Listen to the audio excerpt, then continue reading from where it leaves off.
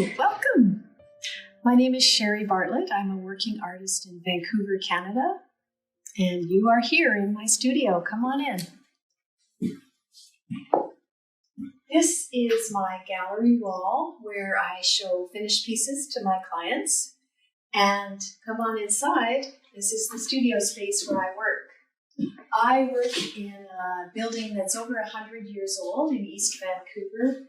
And we are around 225 artists that work in this building. So it's a pretty exciting place to be. There's lots of creativity happening. This is my particular workspace in here, where I have my encaustic paintings up on the wall. Some of these are works in progress. Some of them are finished. And this is my work table here where I've got my waxes, I've got my electrical equipment and all of my tools. And I have a fan that I install in the window when I'm working. I thought that in this artist spotlight, I would talk to you a little bit about my art and show you some examples of the art I make. And I decided that I wanted to talk about the 10 things that I love about encaustic. And I guess probably some of the things I love are things that you love too. So number one, I love its materiality. I love what it's made of.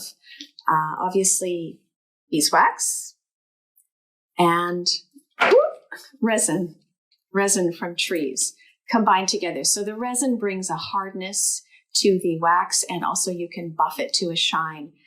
What I love about wax is that these two things are natural. And for me, they kind of embody the energy of the tree, the water running through the tree that makes the tree resin, and the bees gathering the wax. And when you combine that together, they kind of combine into the energy. There's this kind of buzz, as if the encaustic wax has gathered up that energy, and that energy is still alive in it. And it really brings an energy to the painting or the sculpture that I'm making. So I love that, number one, about the materiality. Secondly, I love how the symbolism of it, the kind of conceptual nature that using encaustic wax on a painting or on a sculpture brings. So that obviously when you're using natural materials and you apply them to painting, for me, in my case, a lot of the work that I do is nature-based. So it's either human nature or nature outside. I'm also quite interested in the environment and environmental issues. So for me to be able to use a material that is not plastic, but is a natural material, that really helps to bring energy to the piece, and it really is a good fit for me. The other thing I love about wax, the idea of wax, is that it's a preserver. So if you think about your grandmother putting wax on top of jam to preserve it, it's as if it's holding. I love the idea of this sort of protection that wax brings, and it's as if it's capturing a moment in time or preserving a moment. And I find it particularly effective for me when I'm using it on photographs. So I'm trying to kind of capture that moment in time, that expression of that, in this case, this little girl in Guatemala, and it's trying to make that photograph more than just a photograph, but it's trying to imbue it with the energy of that moment and preserve that moment in time. And I'm able to work the photographs so that it becomes more like a painting. So, number 3, I love the luminosity of beeswax. I love how you can buff it to a shine, and it's sort of as if it's very brilliant, and this energy, almost like the energy from the sun of the beeswax, is being expressed through the light of the painting. I love that. I love how if you catch it at a certain angle, it will shine when it's been buffed. I also love how it can be really matte. And as you know, because it's a natural material, the wax changes over time. So it develops a bit of a bloom on it. So it can have a kind of glassiness, but it's almost sort of milky. So I thought I would show you an example of another photograph, actually. It's a big one, so hopefully you can see this. But it's a good example of this kind of matte quality, and especially on photographs, for me, it really brings a kind of dreamy atmosphere. And with this one, it's a hand-altered photograph. I've also carved into it, which is probably pretty hard to see on the video. I've also painted with water-soluble paints on the surface. So again, trying to find that place between a photograph and a piece of fine art. So I love that luminosity that kind of glows from the interior of a painting. So I'll just put that down for a sec. And I also love through another aspect of that luminosity is how you can see objects. So you can kind of bury objects almost like you can see the history of the objects, almost as if it were an archaeological midden and you were digging down and seeing the layers. So this is actually three-dimensional pieces of wood, but there's a sense of looking down into the depths. So that's another aspect of the luminosity that I really love about encaustic. Another one, and I'm sure this is something that came to mind for you, is texture. The variety of textures. So as you've seen, you can get a really smooth texture, but you can also achieve a really rough texture, either by painting successive layers onto the wax. So I'm not sure, again, if you can see this here, but you can see that there's a textural quality. I've also carved into the wax here. I've added some mixed media materials. So that texture really brings an energy and really engages the viewer to look at the painting. And it's quite interesting to see, well, what's the contrast between these smooth areas and these textured areas? Of course, the other really fun thing to do with wax is carving into it. So you can take various tools and carve in. You can lay different pigments in underneath and again have that sense of looking through the depths and having that variety of texture as well. I thought I would show you this too, just what happens when you take texture to the final degree. This is actually a piece of driftwood. I live in British Columbia, so there's a lot of driftwood around. I live near the water. But if you add layers and layers and layers of wax, you can get an incredible texture. And I think this is a quite fun one. It almost looks like fungus growing onto a piece of wood. But that's called accretion when you take wax to its final degree. Okay, so that was number 4, was texture. Number 5 is its versatility. Encaustic wax can be applied to a lot of different materials, and I've tried it on all kinds of things in the past. I kind of find myself looking at things and thinking, what if I put wax on that? I wonder if it would work. And I must admit, I've had a lot of failures, but I've had some successes too. So I thought I would show you some of those. I love how it can be two-dimensional. So I've shown you a lot of flat paintings, but also wax can be three-dimensional, used three-dimensionally. So I thought I would show you a few examples of that. This is an oyster shell that I built. It's an oversized oyster shell because I'm trying to draw some attention to environmental issues around marine life. But you can see how I'm really playing with that texture of the kind of craggy, ugly exterior, and then this beautiful, smooth interior, which is quite pearlescent, but I think it's hard to see on this video. But I love the fact, this is actually made of tissue paper, but I love the fact that wax will apply beautifully to paper. I've also played with seaweed and all kinds of other materials. This is a series of work that I did called Severed Beauty that is working with fabric. So I've worked a lot with different kinds of fabric, and I'll show you another example of that shortly. But wax really brings a durability as well. These are very hard, these flowers. And I love that the wax just soaks right into them, and I can make these. It's a painting, but it's a sculpture at the same time. Number 6, I love how hands-on working with encaustic is. I find if I'm working with watercolor, for example, it's a very delicate kind of painting technique. But with wax, you really have to get into it. You're heating up the wax, you're stirring the wax, you're moving different objects around, you're smelling that wax, heating it up with fire. It's a very embodied kind of form of being creative.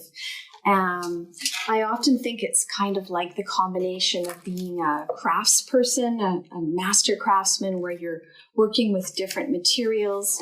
This is rusted lutrador, which is a spun bonded fiber here, and I've made pieces where I've made casts for the hands as well. So it's a very physical experience painting with wax, and it requires this combination of being a craftsperson, of, really getting in there and putting your energy in and moving things around, heating things up, and also the delicacy of working with materials, painting with the wax. So I love that combination and that energy that comes from working hands-on. Number 7, I love working with encaustic because it's kind of like alchemy. It's like combining the 4 elements of earth, air, fire, and water. So if you think about the air, you've got the bees that are flying in the air that are gathering the pollen from the earth, and they are making the wax from flying through the air and getting the pollen, and also pigments are made from earth and materials. And if you think about the resin, the water is running through the trees and hardens into the resin. So that's the water element. And then, of course, fire, you're heating it up. So I think of us as alchemists in a way, artists, when we're working with those 4 elements to create art. So number 8, I love, ironically, that working with wax is extremely challenging. It's got a mind of its own. And when I first started painting with wax, I thought, this is so easy, and it's so easy to make something beautiful. And it is easy, but it's difficult to make it do what you want, because it really tends to respond to the heat in different ways. Depends how much pigment you've got in there. There's all kinds of things that will change. And I have found, as I've painted more and more years with wax, that I've really developed an ability to let go a little bit and kind of work in a partnership and kind of cooperation, co-creation with the wax. And I really enjoyed that as well, because it helps me to loosen up. And of course, there's always those happy accidents that arrive. And instead of finding that really frustrating, I find that really energizing. And together we discover things that we hadn't intended. And of course, wax is very forgiving. So I can't tell you how many paintings I have that just have not worked, and I'll set them aside, and then I'll come back to them years later with some new knowledge or some new ideas, and I can revive them again. I can heat them up, scrape parts of them down, add some new layers, and it's all working again. And so I love that aspect of it as well, that flexibility and that ability to really fire me up energetically. Number 9, I love the archival character of wax, and I love its history of encaustic. When you think back to this art form, goes back to early Egyptian and Roman and Greek times, and when you think about those beautiful Fayum portraits that are still as beautifully preserved, encaustic is the longest lasting painting medium, and I love that history that it has. And I also love, having worked with encaustic for about 15 years, I love that it kind of holds my history. I can look back to pieces that I made 15 years ago and see the development and changes of interest of my own working with wax over the years. So it embodies my history, and it has, of course, a proud and fabulous history of in the art world. Number 10 is that encaustic just inspires me. I never get bored with it.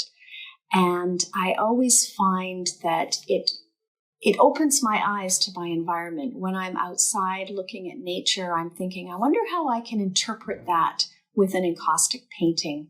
And for me, being creative is integral to who I am and really opens my eyes to beauty. It opens my experience of the world to notice things. And so I'm really grateful to wax for having given me that opportunity and continues to give me that opportunity to be creative, because that's really core to who I am.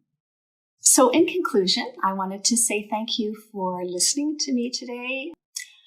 I am teaching 2 classes. One of them is a kind of unique way that I've developed of pouring a surface, especially with photographs. I love to get a very thin, perfectly smooth layer of wax onto my substrate or on top of a photograph. So I will show you that technique as part of my mini workshop. And my larger workshop is about working with alcohol inks and Indian inks. I showed you some of those pictures today, and that's the technique that I'm going to be showing you there. I wanted to point out a couple of books that where you can find out some of these techniques. In this book called Encaustic Art in the 21st Century. And it is a beautiful coffee table book of a very inspiring work from, I believe, about 75 artists. And you'll find my work in here as well. Some of the pieces actually that you saw today. This one, Severed Beauty. This is a piece that is made of Tyvek, a couple of sculptures. This is a similar piece to the one I showed you. This is about the story of Icarus. And this one is almost like a stained glass window. It's made of blue troubadour as well. So this is a beautiful book if you're looking for other resources. And this book, Encaustic Revelation by Patricia Baldwin-Segerbrook. So some of the techniques that I've shown you are represented here, working with the sculptural flowers. And there is kind of a step-by-step book showing you exactly how I made these. These are the sculptural pieces made of Tyvek. And I think at the end, you can see here a sort of close-up shot from one of the installation pieces I did with mussel shells when I built oversized mussel shells. If you want to see some of these pieces in a little more detail, you can look on my website, which is www.sharybartlett.com, and I have good quality photos on that website that you can find my work there, different bodies of work. You can find out how to purchase my work, and there's a lot of references to videos that I've made, educational videos, and pretty much everything about me there. You can also find me on Pinterest. Pinterest and Instagram at Shary Bartlett, Shary Bartlett. And you can find me on Facebook at Shary Bartlett Artist. So I post images, usually about 2 images every day, kind of what's inspiring me or some of the art that I've been producing. So that might be of interest to you. I've also got videos on YouTube, so you can check me out there. I also have personally curated paint sets that I've created in cooperation with Encaustic History. This is a set of waxes that are made by Encaustic History paints that are a special collection of colors that mix beautifully together. This is the Shary Bartlett collection. Encaustic History does a number of sets of paints chosen by a number of different encaustic painters, so I'm really honored to have this as part of Encaustic History's set of paints. Thank you for joining me today. It's been a pleasure to be able to talk to you, and can't wait to see what we all create together. Thanks. Bye-bye. If you'd like to learn more about other mixed media encaustic techniques, why not check out my other courses? Learn more on my website at www.sharybartlett.com.